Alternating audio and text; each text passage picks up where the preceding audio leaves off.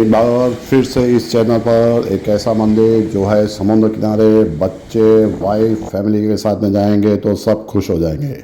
और एक बार फिर से आपने चैनल सब्सक्राइब नहीं किया। इस एक ही वीडियो में आपको बताऊंगा कि स्थायी लक्ष्मी और अस्थायी लक्ष्मी में क्या फ़र्क है, लक्ष्मी और अलक्ष्मी में क्या फ़र्क है, माता लक्ष्मी 2 बार क्यों प्रकट हुई थी, माता लक्ष्मी समुद्र से कैसे प्रकट हुई थी, माता लक्ष्मी के 8 स्वरूप यानी अष्ट लक्ष्मी कौन सी हैं। लक्ष्मी जी का आशीर्वाद सबको चाहिए, लेकिन धर्म का प्रचार और वीडियो शेयर किसी को नहीं करना है। तो अंत तक बने रहिएगा, क्योंकि माता लक्ष्मी की बहुत सारी जानकारी है इस वीडियो में, वरना कुछ ना कुछ हर बार की तरह छूट जाएगा। बंगाल की खाड़ी, समुद्र तट पर तमिलनाडु के पूर्वी तट पर चेन्नई रेलवे स्टेशन से 14 किलोमीटर यानी आधे घंटे की दूरी पर है ये अष्ट लक्ष्मी माता का मंदिर। मंदिर प्रथम वेद मंत्र प्रणव ओम के आकार में बनाया गया है, यानी आप मंदिर की परिक्रमा करेंगे तो ओम की परिक्रमा हो जाएगी।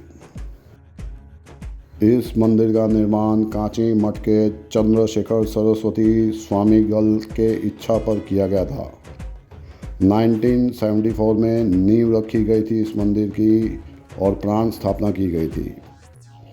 5 अप्रैल 1976 को अभिषेक करके प्राण स्थापना की गई थी। मंदिर सुबह 6:30 बजे खुल जाता है। सुबह सुबह का सनराइज और शाम का सनसेट देखते ही बनता है। दुनिया में हर मनुष्य को, देवताओं को, दानवों को लक्ष्मी की ज़रूरत होती है और माता लक्ष्मी के आशीर्वाद की ज़रूरत होती है। लेकिन लक्ष्मी 2 प्रकार की होती है, एक होती है लक्ष्मी और एक होती है अलक्ष्मी।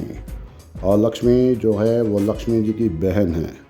इसीलिए आपने सुना होगा कि पीपल के पेड़ को रविवार को नहीं छुआ जाता, क्योंकि अलक्ष्मी का वास होता है, और बाकी के दिनों में पीपल के पेड़ के नीचे लक्ष्मी जी का वास होता है। अलक्ष्मी जो हैं वो दुर्भाग्य की लक्ष्मी हैं। उनका दूसरा नाम ज्येष्ठा भी है, निरुति भी है। लिंग पुराण, पद्म पुराण और श्री सूक्तम में लक्ष्मी अलक्ष्मी दोनों का वर्णन मिलता है। जिनके ऊपर अलक्ष्मी की मेहरबानी होती है उनके पास पैसा तो बहुत होता है, लेकिन जीवन में शांति नहीं होती। जुआरी, नशेड़ी, लड़कीबाज और हर तरह के बुरे कर्म करते हैं वो।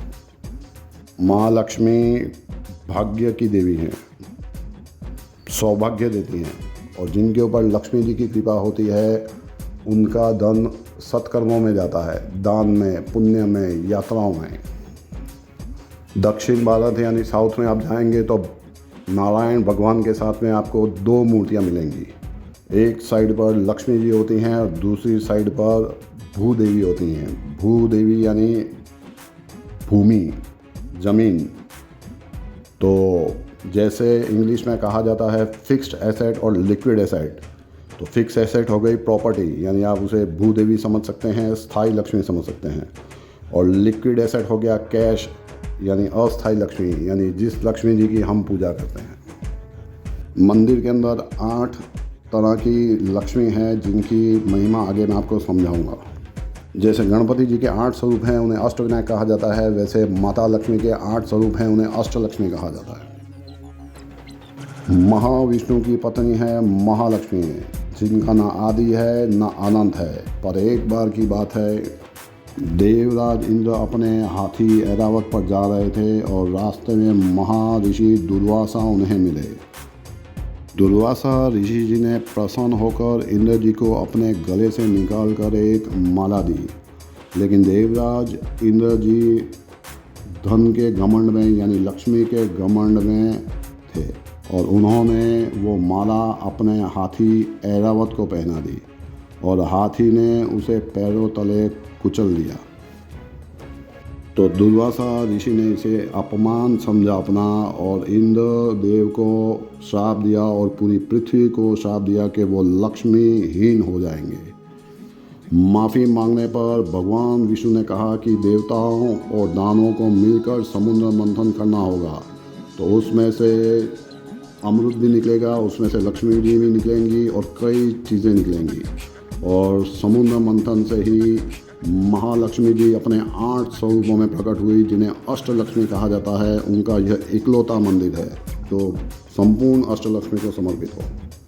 तो चलिए बात करते हैं अष्टलक्ष्मी के 8 स्वरूपों की। पहला स्वरूप है आदि लक्ष्मी। उन्हें महालक्ष्मी भी कहा जाता है, आदि शक्ति भी कहा जाता है। इनके भक्त मोह माया से मुक्त होकर मोक्ष की प्राप्ति करते हैं। माता का दूसरा स्वरूप है धन लक्ष्मी। भगवान तिरुपति जी की कथा आपने सुनी होगी। तिरुपति जी ने पद्मावती जी से शादी करने के लिए कुबेर से धन लोन पर लिया था। इसी स्वरूप की पूजा करके बालाजी भगवान ने अपना कर्ज चुकाया था। माता का ये स्वरूप आपने देखा होगा, हाथ में कलश होता है जिसमें से सोने के सिक्के गिर रहे होते हैं। हम लोग इन्हीं की आराधना ज़्यादा करते हैं और माता भक्तों को धन यानी कैश देती हैं और कर्ज से मुक्ति दिलाती हैं। कमेंट बॉक्स में एक बार समुद्र से प्रकट हुई लक्ष्मी माता के लिए श्री लक्ष्मी नमः ज़रूर लिखिएगा। तीसरी हैं धन्य लक्ष्मी। ये अन्नपूर्णा माता का ही स्वरूप मानी जाती हैं। धान्य अनाज, पहले बार्टर ट्रांजैक्शंस होते थे, कैश के ट्रांजैक्शन नहीं होते थे, तो धान्य को ही लक्ष्मी माना जाता था। अनाज जूठा छोड़ने वाले पर माता रुष्ट हो जाती हैं और लक्ष्मी की कमी होनी शुरू हो जाती है। माता का चौथा स्वरूप है गज लक्ष्मी, जो हाथी पर विराजमान होती हैं और 2 हाथी सूंड से इनका अभिषेक करते हैं। हाथी, घोड़ा, गाय पहले प्रॉपर्टी मानी जाती थी, तो गज का मतलब होता है हाथी। गज लक्ष्मी यानी पुराने ज़माने में ये सब लक्ष्मी के ही स्वरूप माने जाते थे। 5वां स्वरूप है संतान लक्ष्मी। नवदुर्गा में जैसे स्कंद माता संतान का वरदान देती हैं, ये माता भी संतान का वरदान देती है।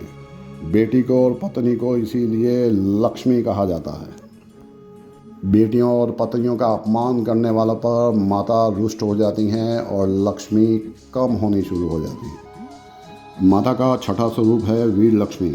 हाथ में शस्त्र धारण है, अकाल मृत्यु से बचाती है माता का ये स्वरूप। माँ कात्यायनी का ही स्वरूप माना जाता है। माँ का यह स्वरूप वीर और भक्तों के लिए वीरता प्रदान करता है। जीवन में हर तरह का युद्ध जिताती है माता।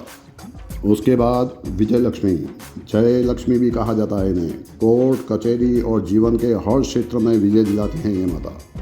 इस तरह से समुद्र मंथन करके माता को प्रकट किया गया था। और 8वां स्वरूप है विद्या लक्ष्मी। ये ब्रह्मचारी माता जैसा ही है, बुद्धि, साधना और शिक्षा यानी विद्या और सफलता दिलाती हैं ये माता। तो ऐसे ही किस्सों मंदिर जो आज से पहले आपने नहीं देखे और ऐसी ही कथाएं जो आज से पहले नहीं देखी, सुनने के लिए चैनल सब्सक्राइब करिएगा। धर्म का प्रचार के लिए वीडियो को 5 व्हाट्सएप के ग्रुपों में फॉरवर्ड करिएगा और कमेंट बॉक्स में जय माँ लक्ष्मी लिखिएगा। लेकिन धर्म का प्रचार करेगा कौन? लेकिन ऐसे सभी भक्तों को मेरी तरफ से ओम नमो भगवते वासुदेवाय, जय माँ लक्ष्मी।